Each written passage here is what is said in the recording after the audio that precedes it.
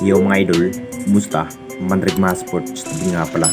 Ating pag-usapan, breaking news, final decision, Jimmy Alonso is back at Chris Ross may matinding sinabi sa upunan ng Barangay Nibra. So masasabing handa na nga rin ang Jenkins sa magiging muling pagharap ng sister team na SMB mga idol. Makakabawi na nga ba ang Barangay Nibra kontra sa SMB?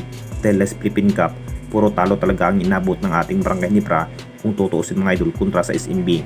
Ito na nga bang hinihintay ng lahat kung ano ang kayang gawin ng ating Jenkins. Sabik na nga rin tatalunin ng kampo ng SMB, pero kapos pa rin ang Jenkins sa naging star player dahil sa mga guto injury tulad kay Japet Aguilar at Scotty at Jason David, kung bakit mas lamang na lamang ang SMB kung tutuusin mga idol. Pero may dating player ang Jenkins na gusto magbabalik tulad nga kay Jimmy Alonso, at ayon pa rin sa mga source mga idol, nakapag-final decision ng araw at kumpirmado magbabalik sa poder ng Jenkins. Alam na nating lahat sa naging performance sa nasabing forward, mas lalo lang pinalakas ang magiging pwersa kapag may Jimmy Alonso na magbabalik sa PBA.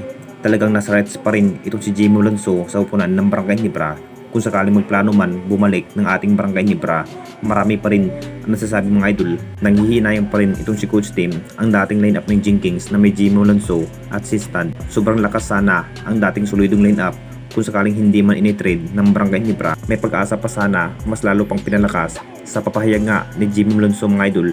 Willing na rin bumalik ng ating Jenkins. Ina-accept na kumpirmado magbabalik sa upunan ng Barangay Nibra ngayong PBA Commissioner Cup. At dito na naman tayo sa isa parating balita. Chris Ross may matinding sinabi sa upunan ng Barangay Nibra. Alam na natin lahat mga idol, kilala nga itong si Chris Ross sa madalas na pang-aasar. Talagang ito na nga rin ang kanyang nagiging role. Barangay Nibra na nga rin ang kanilang makakarap ngayong PBA Commissioner Cup. Kung mas mai-improve na nga ba ang nagiging mala performance ng Jenkins, dahil kadalasan sa laban puro talo talaga ang inabot ng ating Barangay Nibra. May matinding sinabi na nga rin itong si Chris Ross mga idol tungkol ng Barangay Nibra. Gagawin pa rin ng SMB ang lahat para matalo lamang ang sister team ng Barangay Nibra. Nagiging mas malalakas itong si Coach Tim Kun mga idol sa bawat roles pagdating sa big man. Kahit kapo sa player, no Japet Aguilar, pero maglalaro naman itong si Kimart Carreño bilang big man.